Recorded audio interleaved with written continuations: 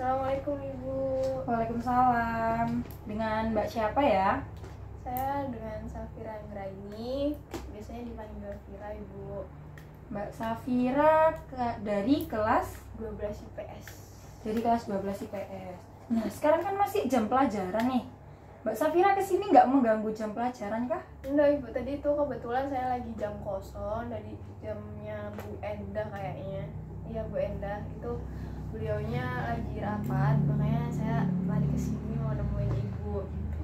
Wah, ada apa nih Mbak Safira mau kesini? Jadi saya tuh pengennya konseling sama Ibu karena saya ada suatu masalah gitu loh Bu. Oke, Mbak Safira datang ke sini mau konseling. Sebelumnya Mbak Safira sendiri tahu nggak apa itu konseling? Enggak Ibu, saya nggak tahu apa itu konseling karena saya baru pertama kali ngelakuin konseling. Oke, sebelumnya saya jelaskan dulu kepada Mbak Safira. Konseling yaitu konseling itu Mbak Safira sebagai konseli dan saya sebagai konselor.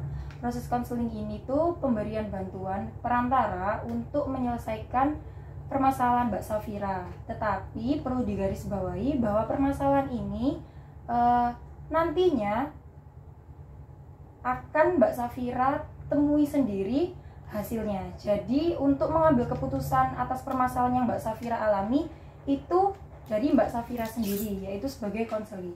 Jadi saya hanya perantara untuk membantu proses permasalahannya Mbak Safira saja. Jadi nanti di akhir saya sendiri ya yang menentukan bagaimana keputusannya nanti. Iya, bagaimana keputusan nantinya itu berada di tangannya Mbak Safira sendiri. Bisa dimengerti Mbak Safira? Bisa dimengerti. Oke, untuk konseling sendiri kita ada asas-asas yang harus kita jalani, yaitu asas kerahasiaan, asas keterbukaan, asas sukarelawan. Yang dimana asas kesukarelaan ini Mbak Safira harus benar-benar yakin kalau di sini tuh Mbak Safira itu tidak ada keterpaksaan untuk menceritakan permasalahannya kepada saya.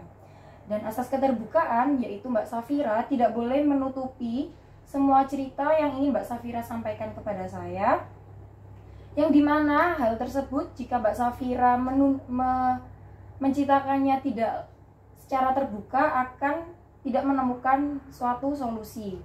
Dan asas kerahasiaan ini yang penting Mbak Safira. Mbak Safira cukup menceritakan semuanya tanpa merasa takut tersebarnya cerita yang telah Mbak Safira dengan saya ini lakukan. Karena yang tahu itu cukup Mbak Safira dengan saya aja. Bisa dimengerti Mbak Safira? Bisa Ibu. Oke, untuk proses konselingnya sendiri yaitu kita dilaksanakan kurang lebih selama 20 menit. Yang dimana proses konseling ini akan kita mulai dari awal Mbak Safira menceritakan sampai kita menemukan permasalahan dan solusi yang ingin Mbak Safira lakukan. Dan juga jika dalam proses konseling ini Mbak Safira tidak menemukan, Mbak Safira bisa melakukan proses konseling untuk pertemuan berikutnya. Apakah bisa dimengerti? Bisa Ibu. Bisa dimengerti. Oke, sebelumnya saya ingin menanyakan terlebih dahulu kepada Mbak Safira, apa yang membuat Mbak Safira datang ke sini untuk melakukan proses konseling? Begini Bu, jadi saya punya suatu permasalahan yang sebenarnya itu ada di diri saya sendiri gitu. Jadi menurut saya tuh kayak saya kurang bersikap tegas. Saya kan punya teman, nah teman saya ini kayak suka mengutang gitu ke saya. Jadi dulu tuh sempat pernah dia minjem uang ke saya kasih nih, tapi dia tuh balikin duitnya tuh nggak sesuai sama perjanjian awal. Jadi kayak saya tuh males buat minjemin lagi akhirnya. Terus kemarin tuh dia sempat mau pinjem lagi, cuman saya tuh nggak enak buat nolaknya. Saya bingung gimana nolaknya karena saya udah terlanjur kecewa tadi karena dia yang kemarin tuh membalikinnya nggak sesuai sama perjanjian itu. Oke, berarti temannya Mbak Safira ini sering pinjam uang ke Mbak Safira, tapi emang kembalinya itu di melewati batas perjanjian yang telah Mbak Safira sama temennya itu tadi tentukan. Iya Bu, benar gitu. Dia sering banget pinjam, tapi ya itu tadi dia kayak sering nggak ngebalikin sesuai perjanjian awal tadi. Tapi sebelumnya Mbak Safira memberikan uang tersebut untuk dipinjamkan kepada teman Mbak Safira, apakah Mbak Safira menanyakan kepada teman Mbak Safira mengenai uang yang Mbak Safira pinjamkan itu? Apakah teman Mbak Safira ini benar-benar butuh atau bagaimana? Saya sih nggak pernah tanya ya Bu, kayak itu uangnya buat apa, saya tuh tidak pernah kayak gitu. Tapi dia tuh kalau minjem tuh kayak yang aku butuh banget gitu loh, sampai kayak yang ngemis gitu. Jadi kadang kayak hati mungil saya ini jadi ada rasa empatinya gitu loh Bu. Jadi kayak kasihan banget nih orang, kayak ini anak tuh kayaknya lagi butuh banget duit, makanya saya pinjemin gitu. Tapi hubungan Mbak Safira sama teman Mbak Safira sebelum sama setelah meminjam itu hubungannya baik atau bagaimana? Sebelum dia sering ngutang ke saya tuh kita deket banget, makanya dia berani ngutang ke saya gitu. Nah terus setelah saya tahu kalau ternyata dia tuh suka telat balikin duit saya tuh, jadi saya kayak males gitu ngobrol sama dia tuh Bu.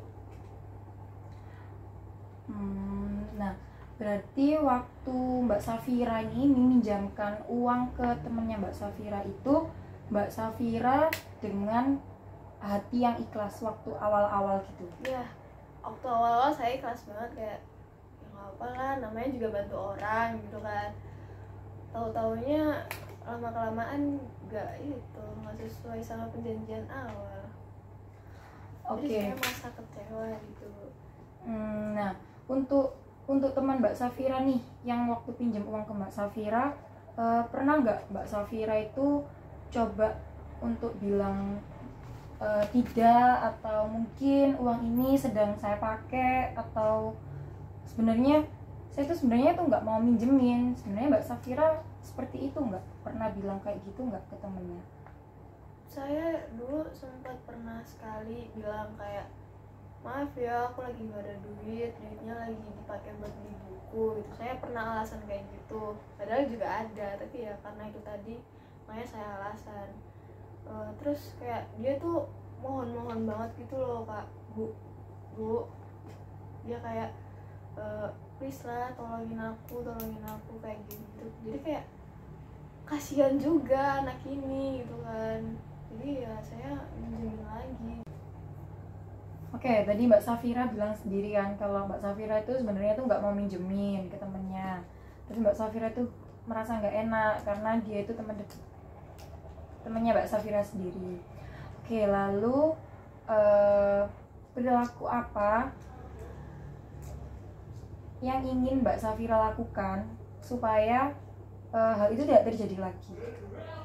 Saya pengennya saya bisa lebih tegas jadi orang. Jadi kalau misalnya nggak mau, ya udah bilang aja nggak mau gitu. Jangan bilang iya tapi akhirnya kayak di hati tuh nggak enak gitu loh, ngeruntel gitu Bu. Berarti sebenarnya Mbak Safira ini pinginnya itu menolak gitu ya? Iya. Oke, jadi saya tuh mengerti perasaan Mbak Safira ketika uangnya minjamkan ke temennya, tapi ternyata sebenarnya tuh kita tuh nggak mau minjemin. Iya. Oke, hambatan apa yang membuat Mbak Safira itu tidak bisa melakukan apa yang ingin Mbak Safira lakukan itu? Mungkin karena dia teman dekat saya ya Bu, jadi kayak masa sama teman dekat sendiri pelit gitu kan. Mau saya kasih pengertian juga saya nggak tahu bagaimana cara ngomongnya. Saya takut ntar dia sakit hati, terus ntar saya dijauhin gitu. Tapi sebenarnya Mbak Safira sendiri berani nggak kalau bilang kayak gitu? Untuk saat ini belum sih Bu, makanya saya datang ke Ibu untuk gimana sih caranya biar bisa ngomong dengan benar ke orang. Oke, sekarang kita menggunakan teknik assertive training, yang dimana teknik ini tuh berada pada teori behavioristik.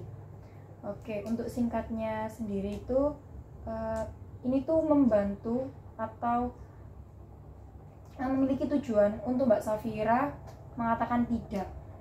Tapi kan untuk Mbak Safira sendiri mungkin tidak berani atau takut untuk mengatakan langsung kepada temannya untuk mengatakan tidak.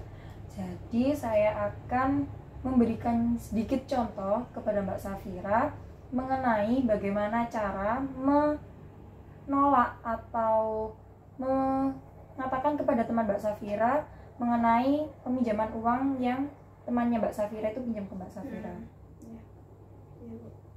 Oke, saya beri contoh itu seperti ini. Misal mungkin Mbak Safira itu bisa bilang, maaf ya, uang ini sedang saya pakai, jadi kalau kamu pinjam saya tidak bisa meminjami.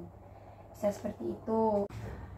Oke, setelah saya tadi memberikan contoh Mbak Safira bagaimana cara menolak temannya dengan kalimat yang baik, kalimat yang sopan, bagaimana? Apakah Mbak Safira bisa menirukan apa yang saya omongkan tadi?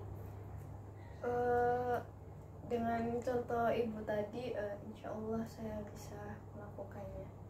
Mbak Safira harus memiliki tekad yang kuat. Jadi kalau bilang insya Allah berarti Mbak Safira belum yakin.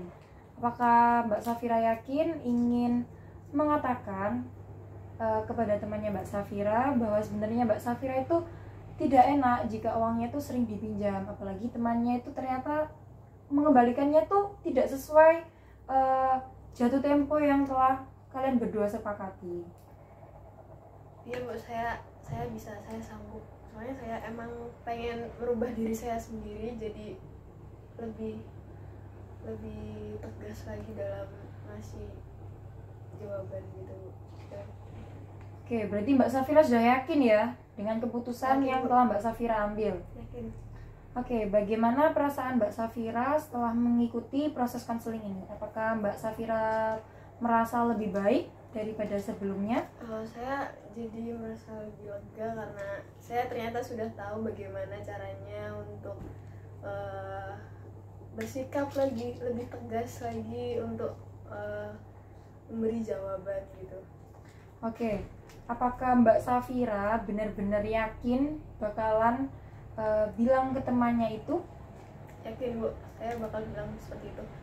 Bagus sekali. Semoga rencana itu Mbak Safira bilang ke temannya bahwa sebenarnya Mbak Safira itu tidak ingin meminjamkan, itu bisa benar-benar Mbak Safira ucapkan kepada temannya Mbak Safira. Semoga ya Bu. Semoga. Baik, dapat disimpulkan bahwa Mbak Safira ini sebenarnya tidak bisa tegas kepada temannya dalam menolak pemberian uang yang temannya pinjam. Sejauh ini dapat disimpulkan bahwa Mbak Safira itu tidak bisa bersikap tegas kepada temannya. Pada saat temannya pinjam uang ke Mbak Safira itu gak bisa menolaknya karena Mbak Safira merasa Mbak Safira itu terlalu dekat dengan temannya. Mbak Safira itu coba kurangi sifat gak enakan kepada temannya itu supaya Mbak Safira bisa menerapkan apa yang telah saya ucapkan tadi kepada Mbak Safira. Mbak Safira bisa mengaplikasikan kepada teman Mbak Safira ketika teman Mbak Safira ingin meminjam uang kepada Mbak Safira.